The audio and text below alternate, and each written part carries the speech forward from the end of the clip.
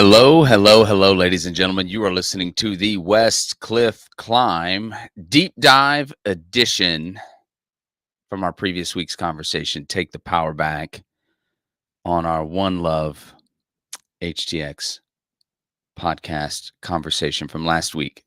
Um, okay, this is probably going to be longer than most of the previous episodes you've gotten from me. So you may very well end up splicing it or listening to it over a course of a few days, possibly.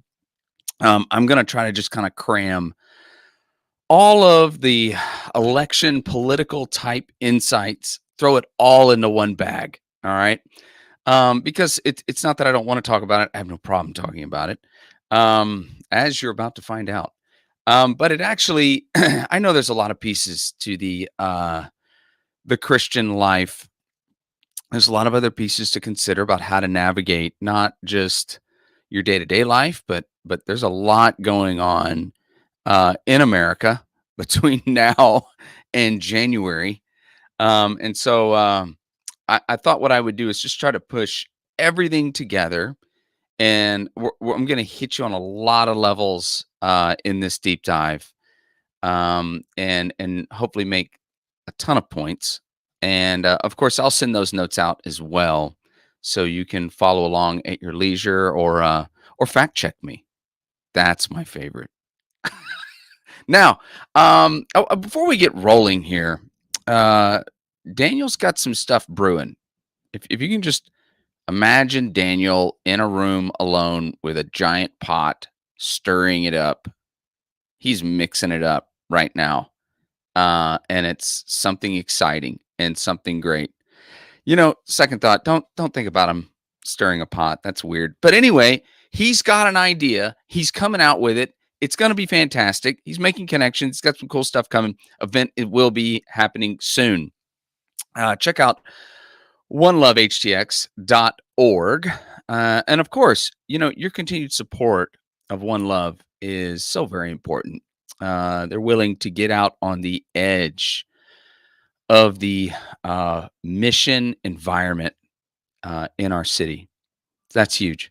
Also, make sure you check out westcliffe.org. Of course, now we are on Right Now Media, which is cool. And so check us out, westcliffe.org. We're on X now, Westcliffe on X. Yep, we're on Instagram, Westcliffe HTX. You heard it. We're not on Facebook. Used to be. Still kind of batting that one around. Page got stolen, and so funny. I actually asked the guy who stole it, "Will you give me my page back?" What do you think he did? He blocked me. So I don't know. I guess we'll get back in the Facebook game, but we are on those platforms. You can check us out as well. I got a couple things in the works. Could be very exciting. So, all that being said, folks, want to walk you through some things with regard to the election, and make some points that you may not have considered before. So we're just going to jump right in to the deep end, hence the name. So we're going to look at Isaiah chapter 44, verses 28, followed by 45, verses 1 to 5. Here it is. Who says of Cyrus, he is my shepherd and will accomplish all that I please? This is what the Lord says to his anointed, to Cyrus. I will give you hidden treasures, riches stored in secret places, so that you may know that I am the Lord, the God of Israel, who summons you by name, for the sake of Jacob, my servant, of Israel, my chosen. I summon you by name and bestow on you a title of honor, though you do not acknowledge me. I am the Lord, and there is no other. Apart from me, there is no God. I will strengthen you, though you have not acknowledged me. This is the prophet Isaiah. Check this out. Writing about a person named Cyrus. Writing about how Cyrus will be God's shepherd. writing about how Cyrus will be God's servant. He wrote this 150 years before Cyrus was even born. Yeah. This is well before the people of the southern kingdom would even be hauled off into slavery by Babylon. Cyrus would come along and eventually take over Babylon, as Cyrus was the leader of Persia. And it would be Cyrus who would allow the southern kingdom people to go back and rebuild the temple. In fact, Persia paid for the rebuilding of the temple from their treasury. And all of this, it is shocking, the detail. 150 years before the man is even born. We believe that Daniel at that point was serving in a high court type capacity and probably made, you could bank on it, Cyrus aware. Hey, there's this stuff written about you a century and a half before you got here, sir. May want to think about it, and I think that had a profound impact. But Cyrus was a pagan ruler, excuse me. He followed pagan gods. Did he change his heart? We don't have any indication. In fact, Isaiah just flat out says, you don't acknowledge God. You don't acknowledge him. But you're my servant, right? You're my shepherd. On top of that, then you have King Nebuchadnezzar, the leader of Babylon. Okay, and I mentioned this in our previous conversation. In Jeremiah 43:10, my servant Nebuchadnezzar, king of Babylon. God is saying, my servant Nebuchadnezzar. In Ezekiel 29:18, the son of man, Nebuchadnezzar, king of Babylon. What's my point? My point is here are two people of pagan origin, background, worship practices. And even Nebuchadnezzar, we don't see any indication that we could even hang our hat on that he became a follower of the God of Abraham, Isaac, and Jacob. Both are from a pagan background. Babylon, as I mentioned last week, is the gold standard of debauchery and all things that are affront to God. Okay? It's not even like a nice person who doesn't believe in God. It's not one of those. Okay? This is one of the like, hey, here's the opposing king. I'm going to march him out. Bring your sons out with you. I'm going to kill your kids in front of you, opposing king. And then the last thing I'm going to do is gouge your eyes out. So the last thing you ever saw was the death of your own boys. I didn't just make that up off the top, okay? That's how he rolled, Nebuchadnezzar, and the cultural practices and the depravity and the deviant behavior is on an extreme. That's why it's the gold standard. So what makes it that much more shocking is God would call him a servant. And we don't think of it that way because we go, well, he's godless. How can he be a servant? And here it is. It's because the kings that would be in the line and lineage of Jesus, and we're going to read who they all were, okay? All of them were indistinguishable from pagan rulers. Okay, and we'll touch on that a little bit more detail here later. And so the point is, God uses Nebuchadnezzar as an agent of discipline, as a servant of discipline. You're going to get hauled off into slavery. You don't get it. So I'm going to bring in, now I'm going to lift up an enemy of yours to overtake you. And then who's going to be an agent of redemption? It's going to be another pagan king. Okay, and so my point to you is, if you want to make the more current parallel to the world that we live in, you cannot predict. If you just want to be biblical, and I realize at this point, we have all been so discipled by the state and by media and social media that some of the things I'm going to say or points I may be making may be hard for some of us to hear. I'm only trying to make the point that there's a historical precedence, if you weren't aware, of God utilizing and even labeling pagan leaders as being his servant. And my point also is, whether you think the election was the greatest thing that's ever happened or it's the worst thing that's ever happened, the reality is God lifts up leaders, God lowers leaders, God lifts up nations, God decimates nations for his purpose, for his good. Do we play a role in it? You bet. And God's people did play a role in their demise. Did God already know it? If we get into all that, sure he did. And God plays 4D chess. He's multidimensional beyond us. Super hard for the child to understand the mind of the adult, even in our own home, such as those of us as kids to God. Okay. But I'm just saying the way that this all works with God and the levels with which he would utilize even the enemies of God, both for their redemption, but also for their discipline. So in this case, what I just want to remind us all, no matter where you landed on this whole thing, okay?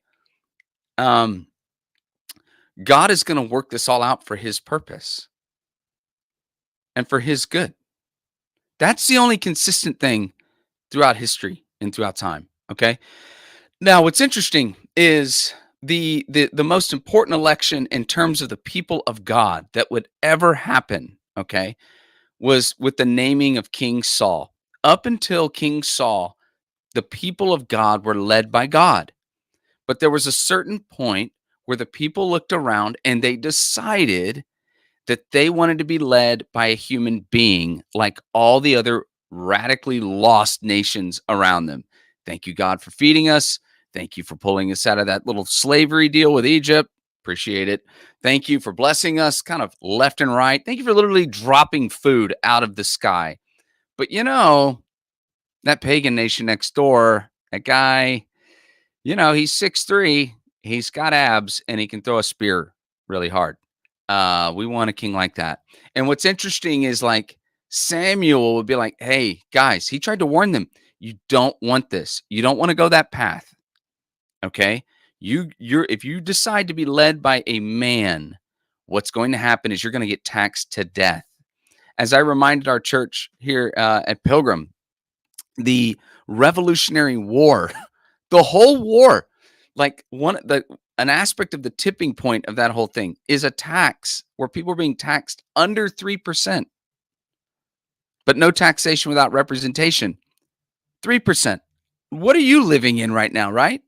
So it's so true. He's saying, hey, you're going to get taxed to death. Your life are going to be resources. That's it, of the person in power. Your sons are going to go to wars that they don't want to be in. And some of them aren't going to come home. And every aspect of your life is going to be invaded by or altered by this supposed king that you want so bad. And they were like, thanks for the fine print warning. Where do we sign? So that's what happened. Okay. In 1 Samuel 9:2, here's what it says: handsome and young, a head taller than anyone else. That's the description of Saul, that he was handsome, young, and he was a head taller than anyone else. 1 Samuel 10:24. Then the people shouted, long live the king. So what were they looking for? How did they evaluate? After all that they've been through with God, they were like, hey, who's the tallest guy here? Oh, that guy. Oh, he's good looking. Yeah, he's good looking. Well, that's a good looking guy. He should lead us. It's just the most vain way possible to pick a leader. And that was the deciding factor. There was the first election ever. And there it is. Okay. So you walk now forever in that mess of God interacting through human history and people making a choice to be led by a leader. But if you go back biblically, the first time that happened was with Saul. And that's what it looked like.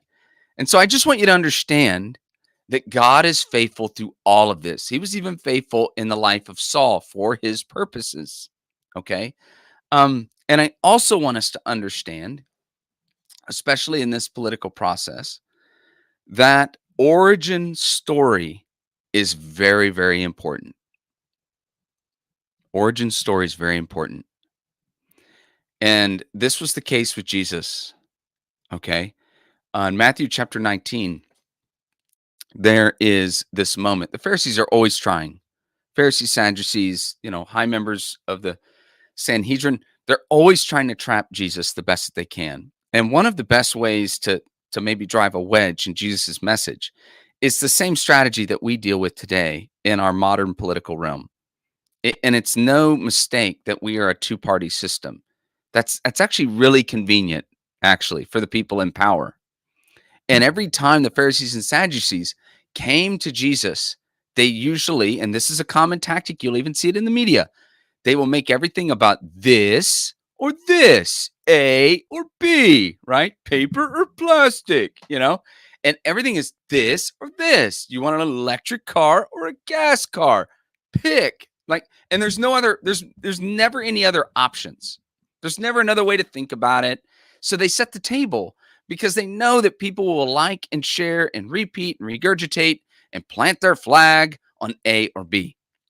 And so this isn't new. This is thousands of years old, rhetorically, to try to trap someone because there's downsides inevitably. It's you're dealing with people. It's flawed. People are flawed.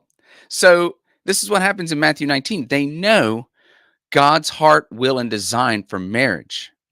One man, one woman, forever until somebody's dead in that equation. Okay. They know that. They also know that the greatest of their prophets, right? The Mount Rushmore of prophets, Moses, permitted people to get a certificate of divorce. And you're going to find out why in just a moment. And so they knew if we try to nail Jesus to the wall here on this issue, we can force him to do what you deal with all the time. Pick A or B. And in this case, if he sides with God's heart, will, intent, and design, we're going to then play him against what Moses did. And we're going to work on him that way and undercut his message. But if he sides with Moses, then we're going to cite God's heart, will, and design. And either way, they thought they had him pegged because that's how they were going to undermine him and knock down his credibility, force him to pick. And Jesus does something profound. Check this out. When Jesus had finished saying these things, he left Galilee and went into the region of Judea to the other side of the Jordan. Large crowds followed him, and he healed them there. Some Pharisees came to him to test him. They asked, "Is it lawful for a man to divorce his wife for any and every reason?" "Haven't you read," he replied, "that at the beginning the Creator made them male and female and said, 'For this reason a man will leave his father and mother and be united to his wife, and the two will become one flesh.' So they are no longer two, but one flesh. Therefore, what God has joined together, let no one separate." "Why then," they asked, "did Moses command that a man give his wife a certificate of divorce and send her away?" Jesus replied, "Moses permitted you to divorce your wives because your hearts were hard. But it was not this way from the beginning. I tell you that anyone who divorces his wife except for sexual immorality and marries another woman commits adultery." The disciples said to him, "If this is the situation between a husband and wife, it is better not to marry." I love it. So they attempt to make Jesus pick this side or that side. And Jesus is like, no, no, no, no, no, right? John 1, all things were spoken through the word. The word became flesh. What's the word that became flesh? Jesus. John 1 says everything was spoken through him, right? So Jesus isn't like, I heard that this is, God's design for marriage and gender and sexuality, yada, yada, yada. No, he's like, he's speaking with authority if you caught it. It was not so from the beginning. And he's speaking from a first person perspective. I was there. Now, I want to just hit a pause for a second. Parts of our faith are being annexed as we speak. It's happening. Gender, sexuality, marriage, family, life, abortion. Okay? These are theological discussions. If you're a Christian, you read the scriptures, you follow the scriptures, you believe in Jesus, everything, those terms, those ideas, those realities were not just spoken of thousands of years earlier, they would then be carried out, embodied, lived, lived out by the disciples, the early church fathers, in the midst of societies and cultures who did all, and I mean all of the same things you see happening right now in America. Nothing is enlightened or different than what happened even within the Roman Empire. They were up against all of the same issues. I promise you, okay? And so this is huge, this particular moment, and I hope for Christians to realize so often we're being lulled into thinking certain topics is a political topic. No, it's not a political topic. It's a theological topic that we've allowed politics to take. Why do we allow politics to take it?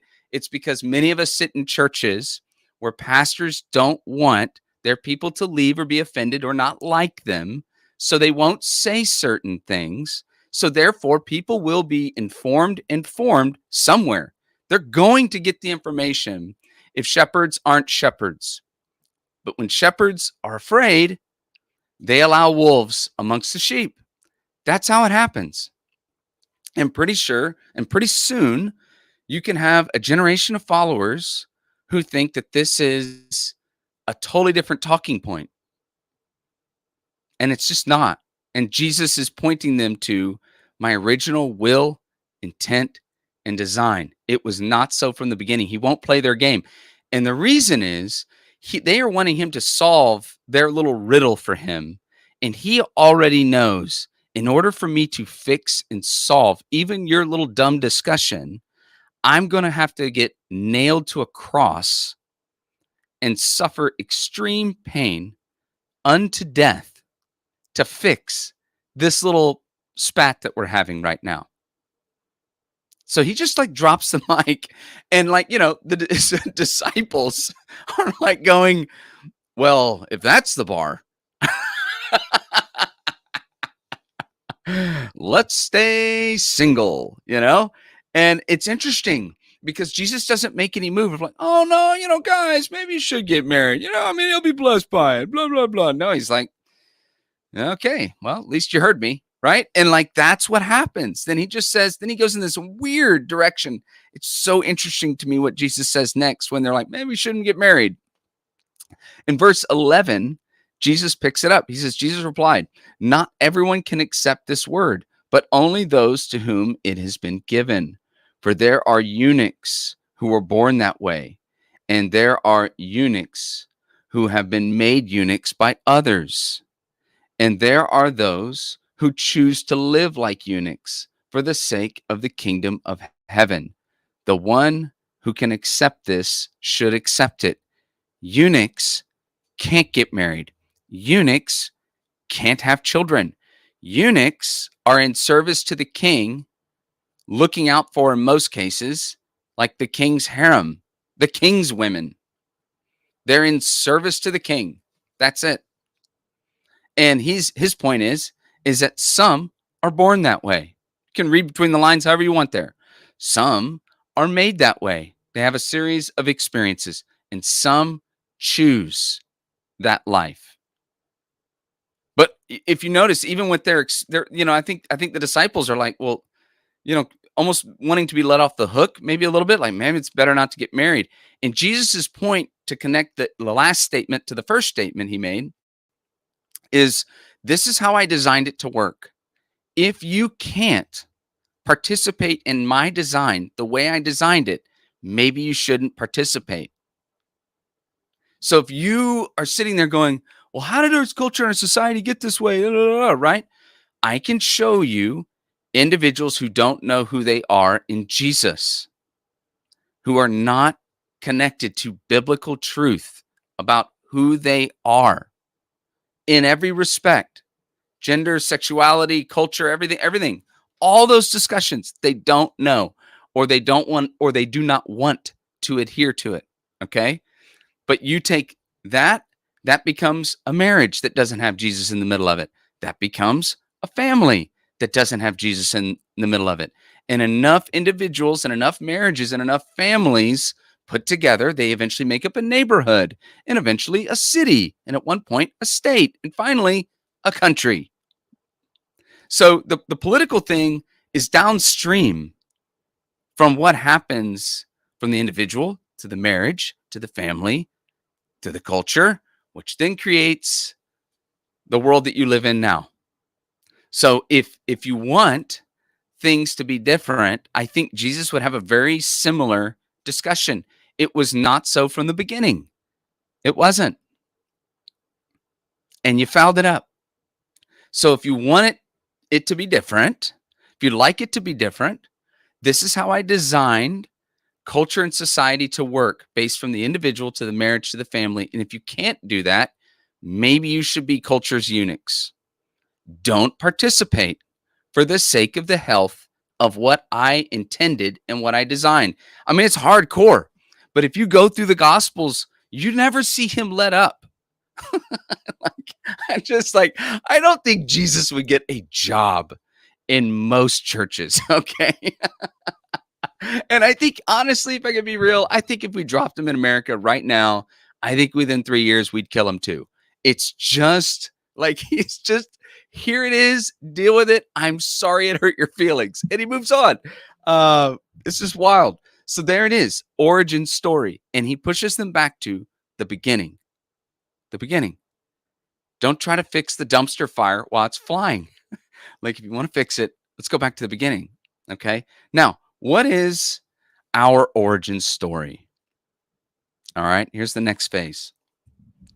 Because that's the jumping off point to what is your origin story. I'm going to share some things with you you may not know. If you look at the state constitutions, okay, what were like the colonies, the states leading into the moment of the Declaration of Independence. 9 of the 13 states at that time you were required to be a Bible-believing Christian to serve in the government. 9 of the 13. You could be a Protestant, except in Maryland, you could be Catholic. And in all 13 of 13, you had to have a declaration of faith. I want to repeat that. 9 of the 13, you were a Bible-believing Christian in the state. Okay. Maryland was the only one at that time, I believe, you could be a Catholic and lead in government. Okay. All 13 of 13, a declaration of faith. Now think about that. Like, think about when you're told about separation of church and state. This is part of your origin story, whether you realized it or not. We never heard it or not. Almost every state's constitution leading up to the Declaration, okay, would have a statement like, I profess Jesus Christ as my Lord and Savior. 52 of the 56 signers were Bible-believing, church-attending Christians. And I want to be fair. I'm well aware there's a lot out there, and I think you could make a solid counter argument that there's a percentage in there that were more maybe deists and God. And I would be not a little bit. I would parse the difference. You don't just say God. There's lots of gods. Do you mean Jesus? That's the only one. So what are we talking about? So to be fair, it may not be 52 to 56, but you maybe at least get the picture. It's extremely high percentage that are confessing Jesus Christ. And that's happening even within the state constitutions. Keep that in mind. Leviticus 19 is the basis for how we understand common law and the aspects of law. Deuteronomy is the most quoted book in our documents in the Declaration of Independence. It's quoted 4 times. The last paragraph of the Declaration of Independence reads as a prayer.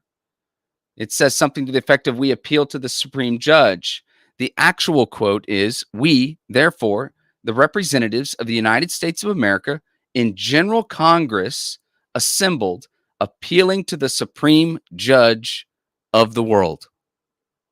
So in the Declaration is an acknowledgement, even something is outside of us, bigger than us, more important than us, that is residing over all of this.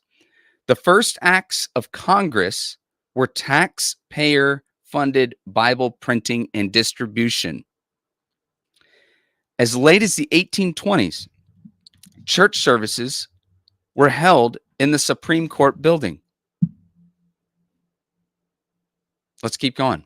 Separation of church and state is not in the Constitution.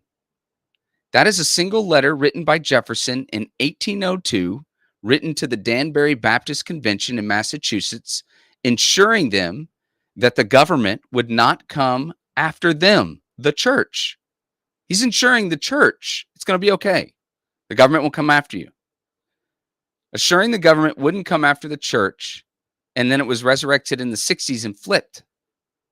But his intent of the Thomas Jefferson letter, that's all it is, from 1802, is ensuring a Baptist convention that the government won't come after you. There will be a separation. That's the context of that letter. The First Amendment Establishment Clause was dealing with like Presbyterian, Anglican, or Quakers taking over the government. In other words, the First Amendment Establishment Clause is dealing with the idea that there will be no state-run religion.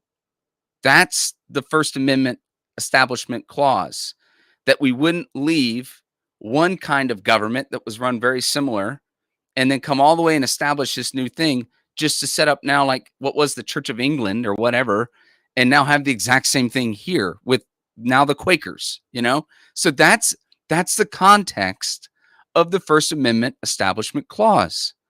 Leviticus 25:10 is on the Liberty Bell.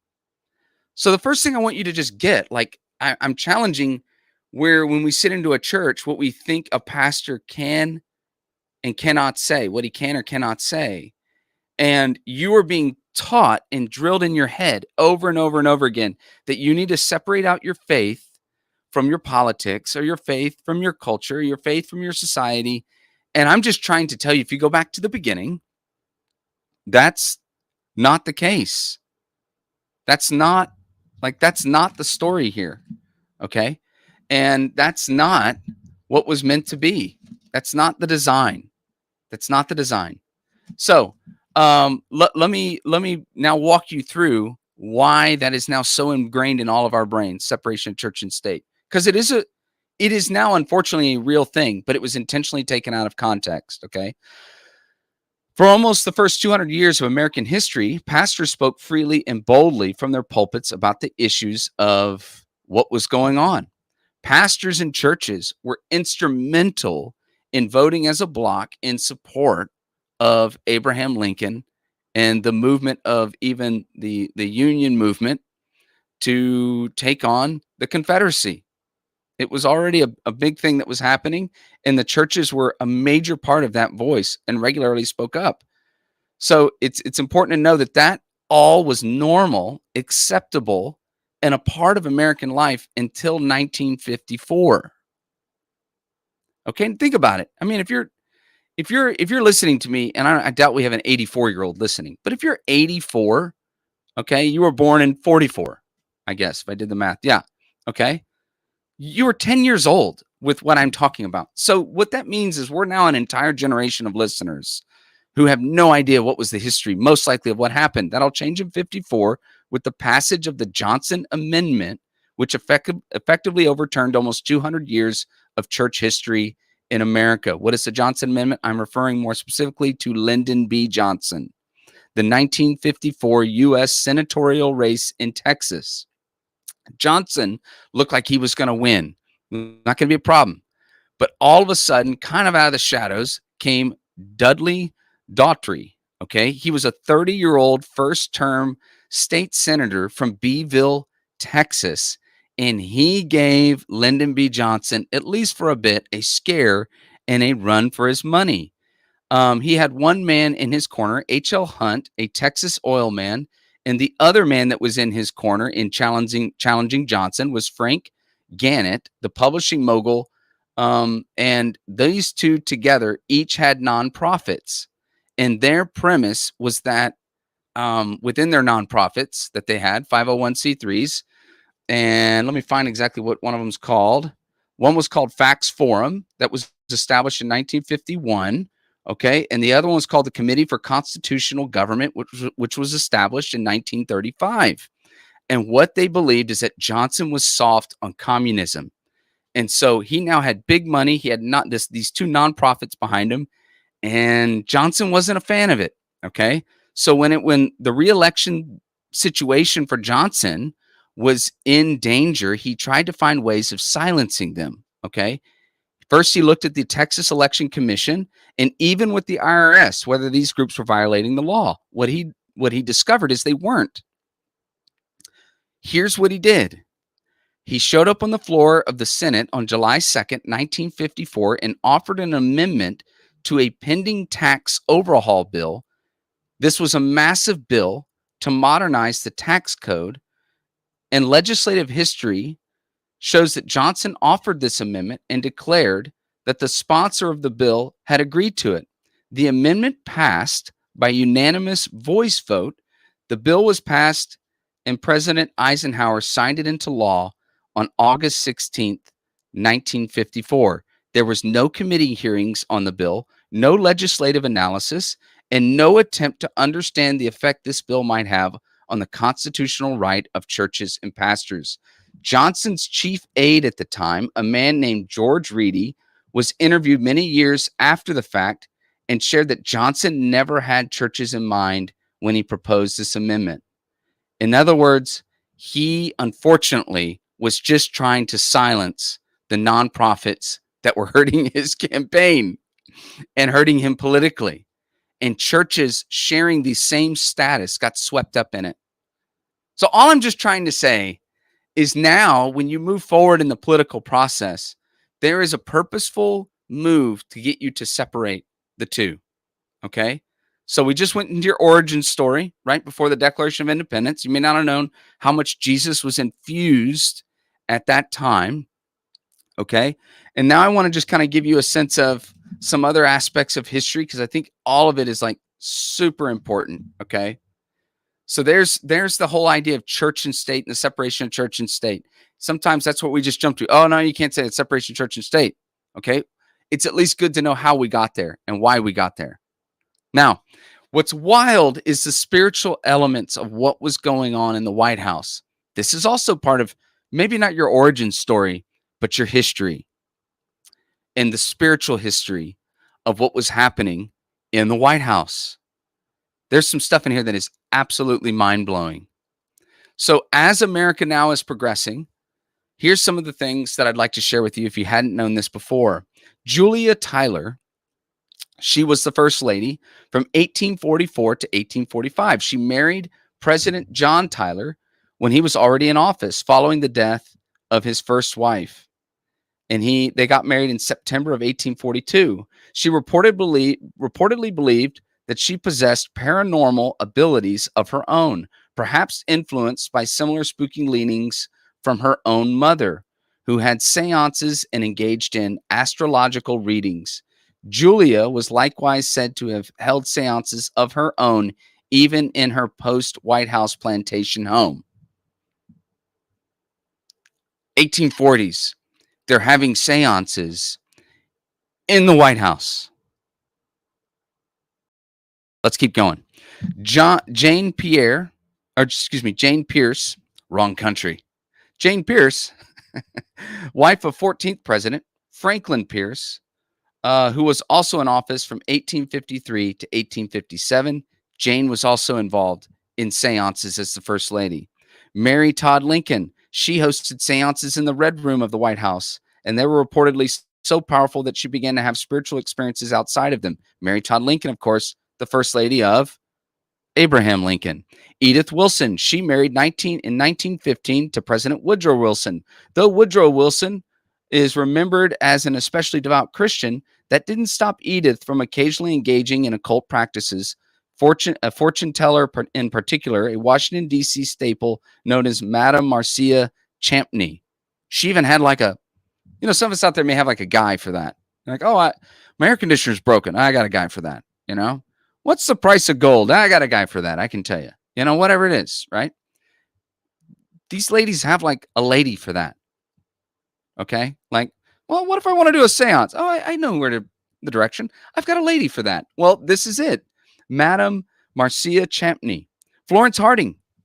In her relatively short time in Washington, D.C., Florence was known not just for her political acumen, but also for her occult leanings. She had a favorite fortune teller, also Madame Marcia Champney. These are all first ladies, guys. All of them, okay? The names are going to start sounding familiar, and it doesn't stop. It keeps getting awkward. You're welcome in advance. Grace Coolidge. Grace Coolidge served as the first lady from 1923 to 1929. She hosted seances as well. Ironically, it was when word started getting out about what she was up to. It was famed illusionist Harry Houdini. If I heard the name Houdini, he testified in Congress in 1926 in an attempt to ban fortune tellers who Houdini claimed that a DC medium was involved with the First Lady in seances and have been held at the Coolidge White House. Associates of the Coolidges denied the claim. She was the first person, ready for this, to have claimed to have seen the ghost of Abraham Lincoln in the White House. Houdini for the win. Who had that on their bingo card? So Houdini's like, he's testifying. What's happening in the White House is messed up. This is 100 years ago. It's already happening, okay? You've God's intent, will, design. People, evil forces, demonic forces will twist it every single time. I mean, we're hitting almost every first lady, okay? This is nuts. And let me just sidebar, not totally the point right now. She's not seeing the ghost of Abraham Lincoln, okay? And someone goes, oh, it brought me peace. Yeah, it's a demon. Well, it looked like Abraham Lincoln. Yeah, it's a demon. Well, it brought me a sense of peace. It's a demon. They can do all that, okay? It's not always horns and wings and a scary face. Sometimes it's a $500 haircut and a $3,000 suit. Whatever works, man. Okay, now here is Eleanor Roosevelt. She had an Indiana palm reader known as Nellie Simmons Meyer. She was so famous during the 20th century that she was sometimes called the palmist to the stars and even read FDR's palm. That's right. President Roosevelt also invited mentalist Joseph Dunninger to perform at the White House. Also, Evangeline Adams was an astrologer that they used. Jacqueline Kennedy, according to her account, whenever she sat in the Lincoln bedroom, she could feel his comforting presence and took it as a protective sign over her husband. Do you not see the irony? Jacqueline Kennedy claimed that the presence of Abraham Lincoln was around her and it brought her comfort. What? Okay. Her own form of divination she would do. She would throw use of rune stones in the ancient Chinese text I Ching. For the latter, this involved posing a question and tossing a collection of objects such as coins or sticks, looking carefully at the resulting jumble, which would then be supposedly yielding an answer. That's Jacqueline Kennedy. Richard Nixon has a fascination with the occult, particularly with astrology. He would often consult with an astrologer named Carol Ryder. But look how he rolled. Who advised him on political matters. Richard Nixon followed Dixon's writing through his secretary, Rosemary Woods, and met with Dixon in the Oval Office finally in 1971. So he was at least smart enough to be like, man, I need 1 degree of separation. Of course, now we know what it was, but that way he could be like, I don't know. And then meanwhile, he'd bring his secretary in and be like, what'd she say? You know, that's in 1971. Okay. That's already happening. Gerald Ford is on the cover of the Saturday Evening Post with all of the astrology signs around him on the cover.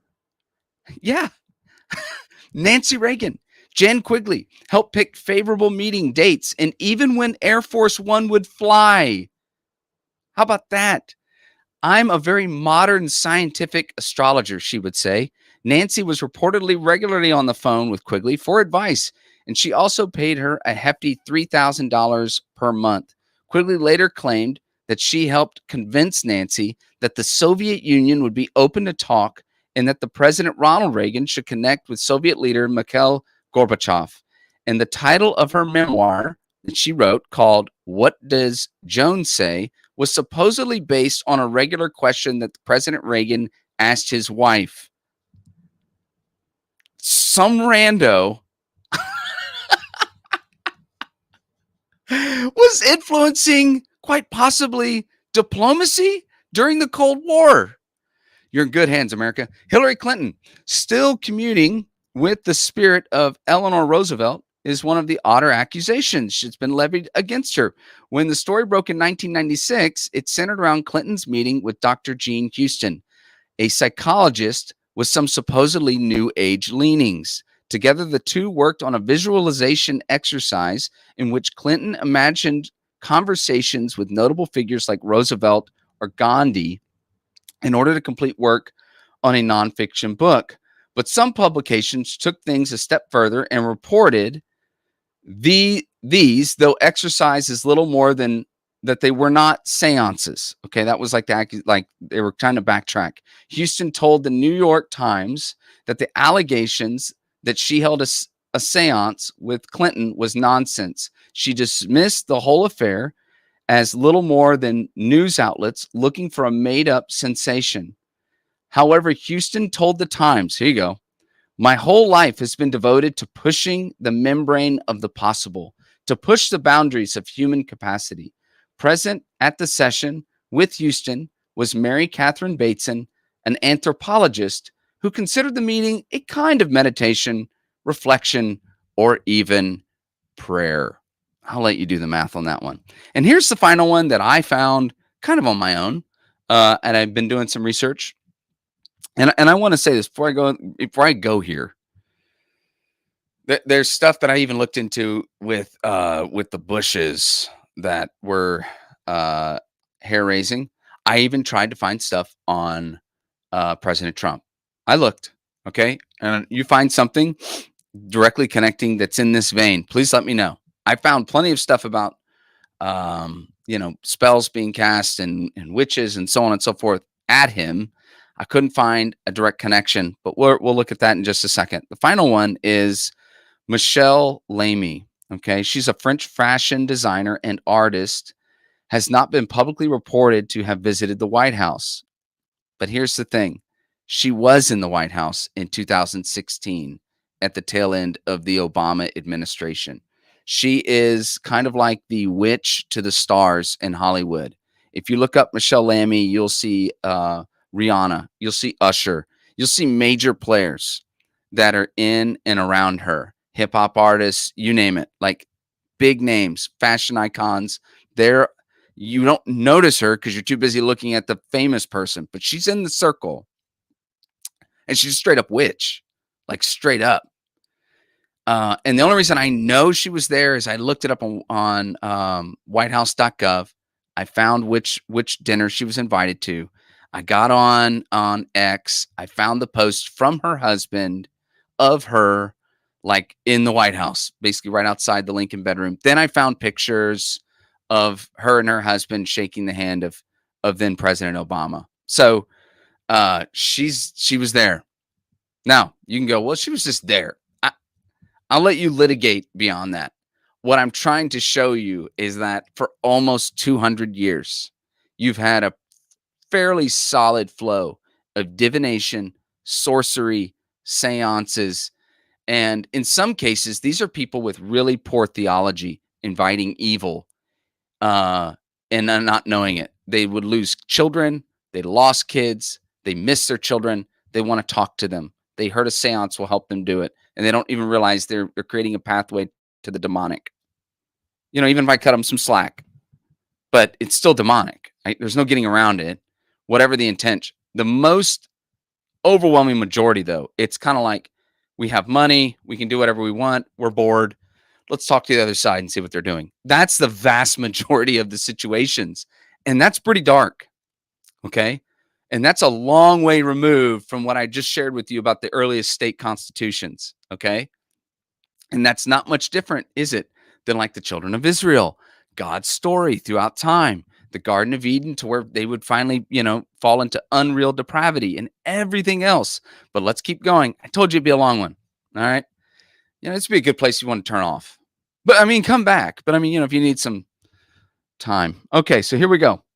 The next is the Freemasons. I know this is going to be controversial and it may sting just a smidge. And I want to say before I go into this, because I've been surprised at who has associations with the Freemasons who had a grandfather who's in the Freemasons.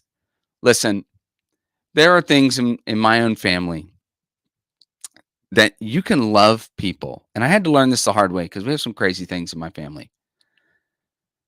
I had to learn that I can love the people in my family, but remember them rightly.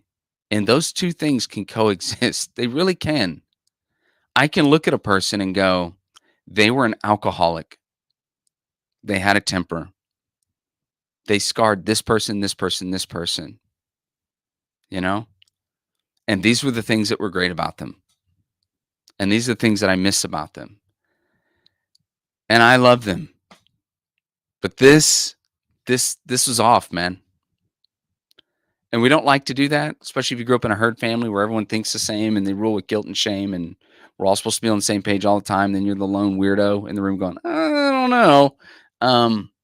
But I do think you can do that. I really do. So I know where I'm going. I didn't think this would hit as close to home as it did at Pilgrim, but I think it did. So I want to walk gingerly here, but still give you the truth. George Washington was a part of the Masonic order. And many of the founders were Freemasons. What I have discovered thus far, I'm always open to you pushing back out there. All right. I mean, there's 44 countries. There's plenty of people to push back. But around 1815, there was a shift in the Masons. So what I'm trying to say to you is the earliest form of the Masons, you'll see a G, and it was for God. Well, based on what I've already shared with you, God would have been like, oh, yeah, like Jesus, right? Now look at the context of George Washington. We're getting the whole country going. What I just shared with you about the state constitutions and so I would make the case that I don't think with everything I've looked at up to this point that I would be able to say that the founders, let alone George Washington, are a part of when the Masons went dark. It took a weird direction around 1815. That's probably another thing to look into. But years earlier, 40 years earlier, at least up to that point, there was a different edge to it that was probably solid. Okay. Now, what's the concern in the shift? Well, here's a couple things. Freemasons take an oath of secrecy and are other secret societies as well. And the nature of secret societies is you swear on pain of death or dismemberment in the case of the Masons. And I mean that these are vows that can be, pretty gruesome. Okay. That you're basically swearing an oath that you're going to stay solid to this order and you're not going to betray it. Okay. It incorporates within the Masons a lot of King James Bible. Okay. And elements. An element is here's an aspect like Isaiah's son's name is actually used as a password or a code word. Which is always a hard name. Isaiah's son. Like, how can you have a name like Isaiah and then you name your son Mahar Shalal Hashbaz? Like, come on, Isaiah. Anyway, Maher Shalal Hashbaz would be a password. That's out of the King James version of the Bible. That's the name that's in any of our scriptures, but there it is. Mustafa Kemal Atatürk was the founder of the modern Republic of Turkey, but he's a Mason. Now, why does that matter if you took it like Turkey leader? It's because their allegiance is not first to their country at that point. That's what we need to understand. So you get to a certain point in the Masons and things start to get real, okay? You make this pledge. Most, I don't think, are aware of the pledge that they're making, if I could be honest. There may be people listening to me and go, well, ain't nothing weird happened up to this point, man. All right? You may not know this, that Canberra, Australia, and Washington, D.C. are eerily similar in how they're laid out.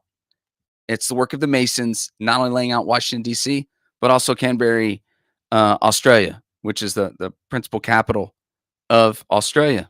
And that was Mason work as well. In the 20 teens, the Masons made a big push for young dudes, a new generation. They tend to keep positions of power. They can be police officers, judges, senators. A lot of different presidents have been Masons or connected to Masons. And so there's that element as well. I mean, it tends to be people of power and influence. Okay. Now, God, though, has been shifted and changed. And this is the controversial part, but I'm going to share it with you anyway. The God's name is Jabulon. Jabulon. Okay.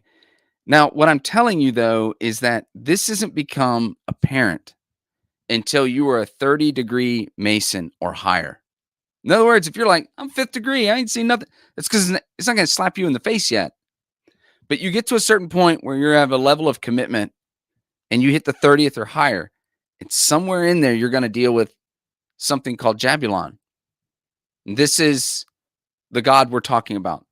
And again, most don't realize the Ja from Jabulon is symbolic or first two letters of Jehovah, okay? The God of the Bible. But the bull of Jabulon, that's Baal, okay? Which is like the Canaanite fertility god, okay?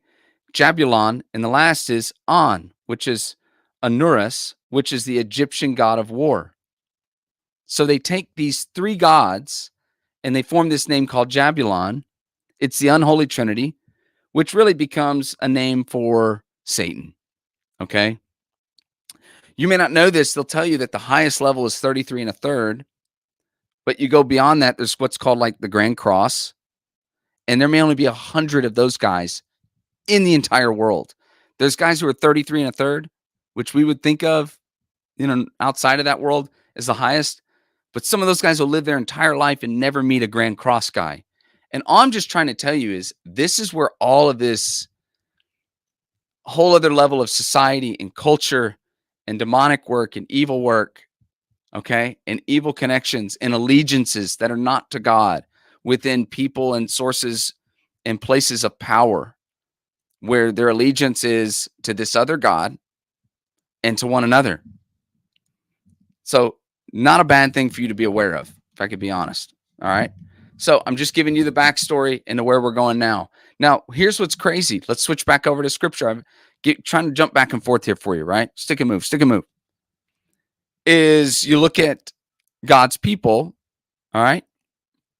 They go down a similar path because it's the nature of human beings, all right?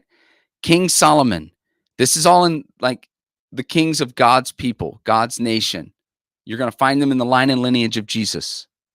King Solomon, King Manasseh, King Ahaz, King Jehoiakim, the people of Judah in Jeremiah, King Saul, King Ahab, King Rehoboam, King Jeroboam, King Menahem, King Ahaziah, Amon, okay? Just to name a few. You're going to find that all the names I just gave you are a part of divination, sorcery, worshiping other gods, child sacrifice. Not all of them are specifically called out for child sacrifice, but a good chunk of the names I just read within the line and lineage of God's people. Pass through the flames of Moloch when you read that in the Old Testament. So what we need to think about is Satan can only be in one place at one time. Now, I'm not saying he can't move really quickly from one place to one time, okay, through space and time, whatever. But I'm just telling you, like, he's not omnipresent like God. I'm not saying he's like us, okay, but I'm just saying, like, he has limitations that God simply doesn't have. Those limitations may very well be much greater than us in the flesh. Not arguing that. What I want to show you is even when you look at God's story and when you look at other countries and when you look at what's happening in the world around you, something is obviously so powerful and alluring that people who have access quite literally at a certain time and an age to the literal prophets of God would trade it all for divination, sorcery, playing in the demonic, child sacrifice. And I'm just trying to say, whatever that is, I don't know that I've met Satan or not. I've definitely met some of the people who report to him. No question. Okay. That's a third of heaven that came down here with him that are demons. I'm just saying that the people that are in positions of power, man, we got to pray for them. because it looks like, and this isn't me being conspiracy theorist or anything. There is a biblical precedence for the capacity of human behavior and human potential, and it appears to be that we are apt to go the direction of demonic. And since I read off, I don't know, 15 names of first ladies, starting to sound similar, isn't it? So, like for me, you want to take it further above and beyond what I would consider abortion, child sacrifice. I do. But what I see also in this is you dig into these kings, how sinister they get, how dark they get. And it tells me that anything is possible. And we don't want to believe that in our current context. But scripture tells me human beings have been there before. Now I gave you the history, and it's not trending awesome.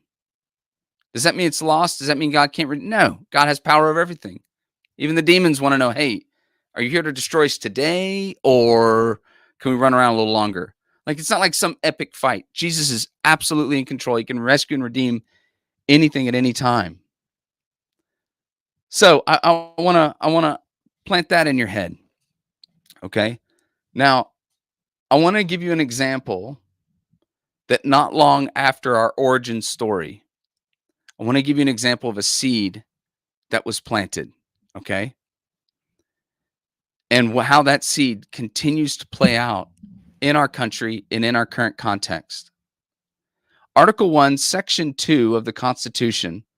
The Constitution did not directly use the word slave, but instead referred to enslaved as other persons or persons held to service or labor. Any person who was not free could be counted as 3/5 of a free individual for the purposes of determining congressional representation. Two different parties that together handed a third party. I want you to think about this. This is what happened, right? Two different parties that together handed a third party a horrific death or a scarred existence. They were truly innocent. For half the country, to give them equal rights under the law was a deal breaker because they may have been human, but they were property without equal rights before the law. For the other half of the country, it was a moral compromise to keep the country together and ultimately win.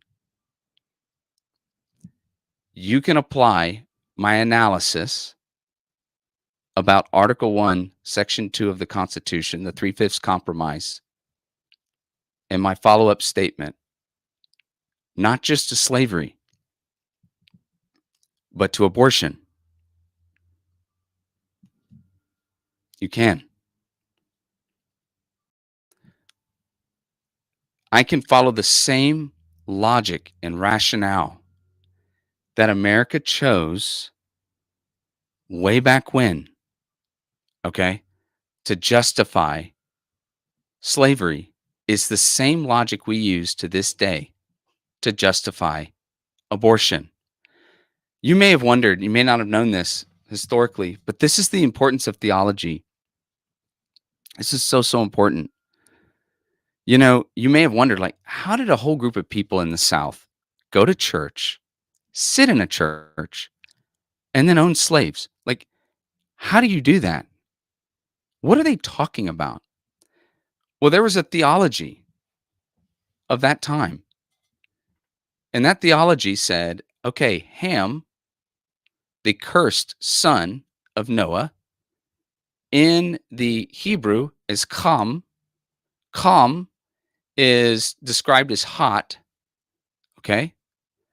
And that is then described as places near the equator, places that are geographically hot. Therefore, the people that live in those same regions are descendants of that curse. And therefore, you have a divine right to treat them as cursed people. As mind-blowing as that is the theology of the churches of the South who justified slavery. Their theology was these are descendants from Ham. from hot places near the equator. It is our divine right, and they are not truly and fully worthy or due to be treated as a full rights and dignity of a human being. That was the theology. And that theology lived all the way through to the 60s. There were people making those same arguments. That's how long it lasted. And you go, man, that's insane. Yeah, but I can point you to people who have no problem right now. If you walked into this city, we can find churches in any city in America at this point, any city in the world that will make the exact same biblical moves. They will ignore the same biblical texts. They will undermine the same biblical authors. They will come to the same inerrant conclusions and have the same kind of warped theology that allows for gay marriage, homosexual pastors, pro abortion. Jesus wanted me to have this abortion. And it's super inconvenient because we don't like it. But now, if you think about the election cycle that you're in, you have one half of the country that was a deal breaker. The other half said, well, let's make the compromise. But you now know, just based on our whole history, that compromise doesn't go away. And I would argue that that progression and that seed of allowing for a person to be seen as less than, who did nothing to be put in the position that they were in, who did not ask for the position that they were put in, who did not ask to be brought to these shores to be treated less than a human. Right? And so we make the exact same arguments philosophically to justify abortion like we justified slavery. Super unpopular, should be said more in churches, but we won't because it's offensive. But it's true. Okay? So this is and if this is crazy. Let me show you how the seeds play itself out, okay? I promise you I'm taking you somewhere. It's just taking a while. Okay? The Civil Rights Act of 1964. Okay? Civil Rights Act of 1964, 99 years after the end of slavery. Okay? Here's what's weird. You may not have known this. It's a super weird statistical anomaly. But if you look at the vote for the Civil Rights Act, the total number of votes is actually more Republican than Democrat. But then if you look at the sub numbers, it flips where it's like more Democrat than Republican. It's weird. It's an outlier. I'm not awesome at math. I'm a theology guy. But I did at least look into it enough to learn, oh, that's statistically odd. But there's a big chunk of Republicans, and I didn't know that. But that's not actually the shocking part of it.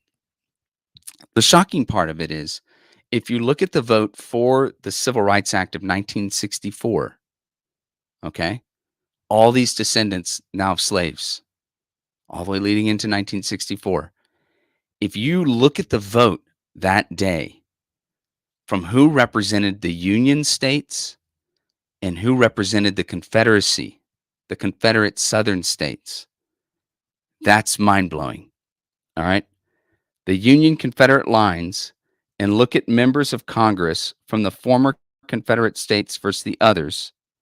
90% of House members from the Union states voted yes in favor of the Civil Rights Act of 1964. Only 8% of House members, aka the Confederate states, voted in favor of the 1964 Civil Rights Act. It was equally striking in the Senate. 92% of senators from Union states voted in favor of the Civil Rights Act of 1964. Only 5%.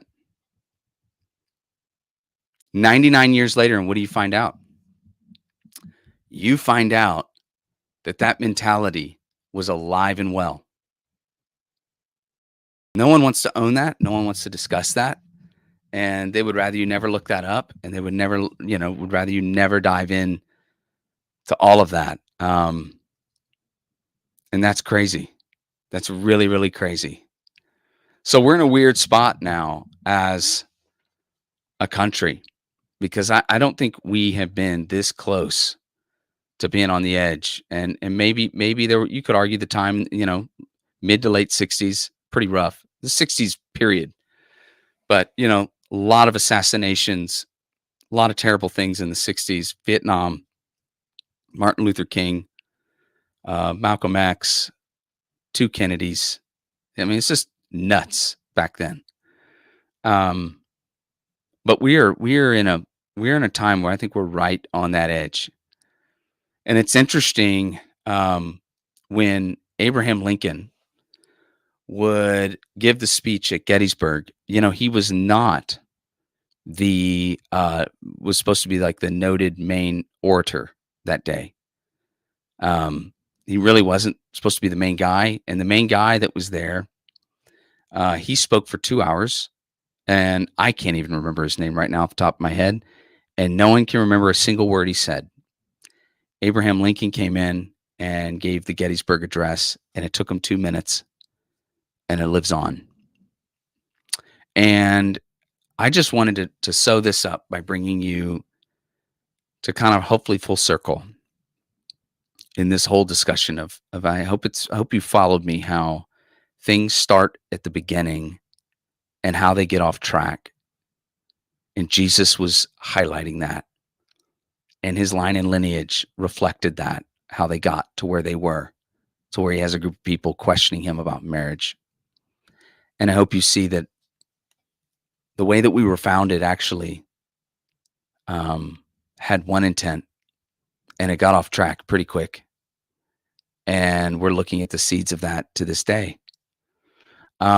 What's really, really interesting is Abraham Lincoln. You may be familiar with his opening line, which was 7 years ago.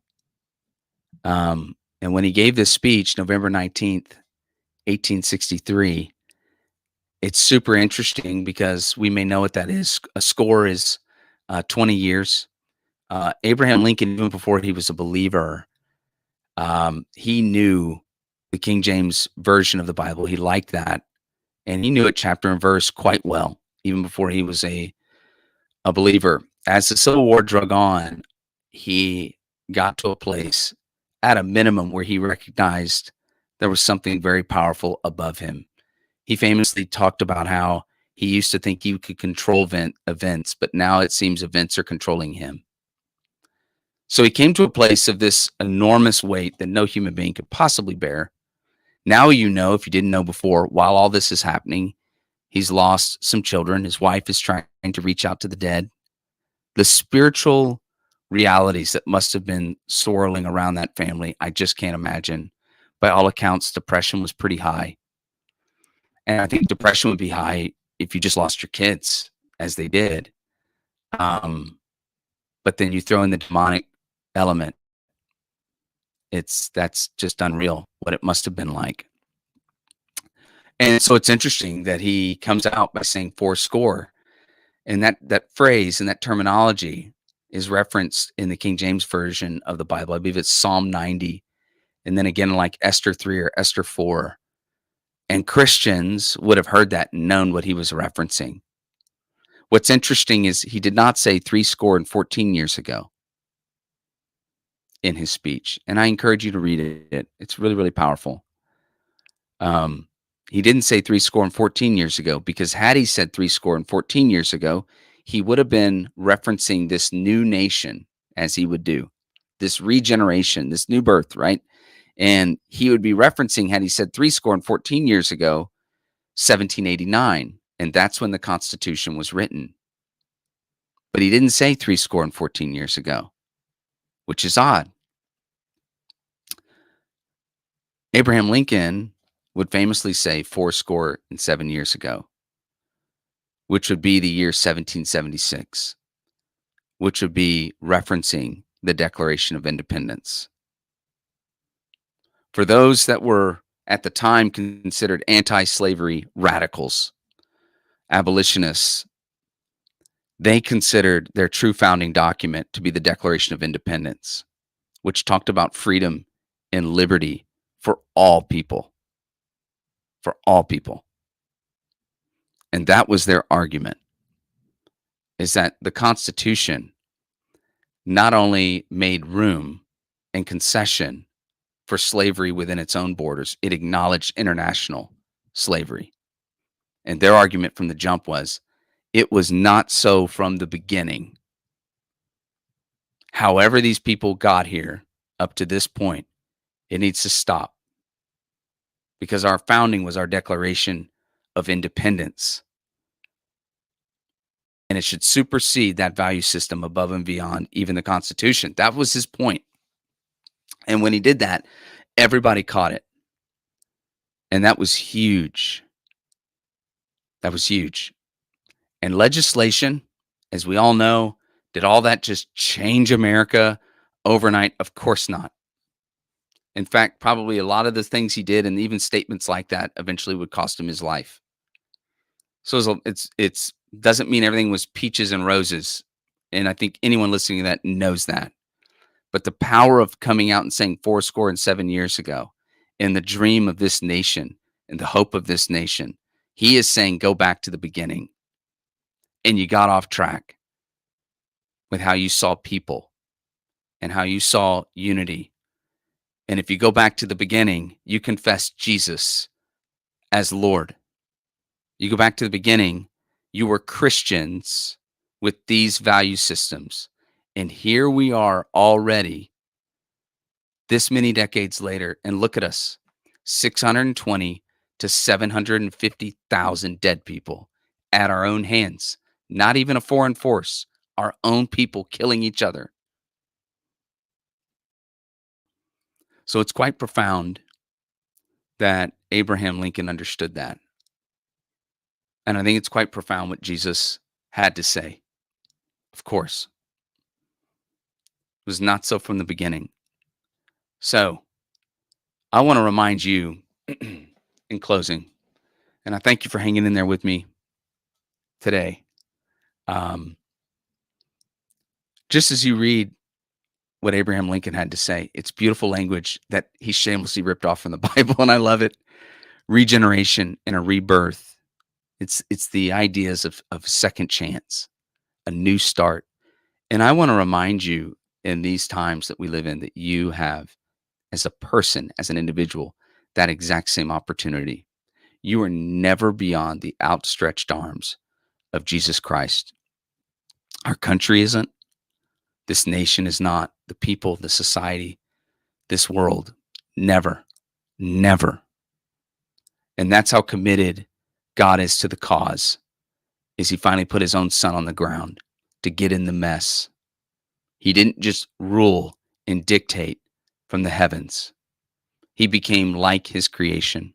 He walked amongst his creation, and he went to the dirtiest of dirty places and most broken of broken places, being as pristine and perfect and sinless and flawless as he was. There was no aspect of humanity that he would not mix it up with. No one was beyond the outstretched arm of Jesus Christ. No one to this day is beyond the outstretched arms of Jesus Christ. And you hearing my voice are beyond the outstretched arms of Jesus Christ. He traded his life for yours on the cross. His redemption is real. His reconciliation is real. The identity he gives you is real. A second chance is real. And all that stuff that you may fear walking away from or leaving behind, he will use even those dark things, even those broken things, to show the glory and the splendor and goodness and mercy and grace upon your new life, your new rebirth in him. God bless you guys. God bless all of you all over the world who take the time to listen to us. We'd love to hear from you.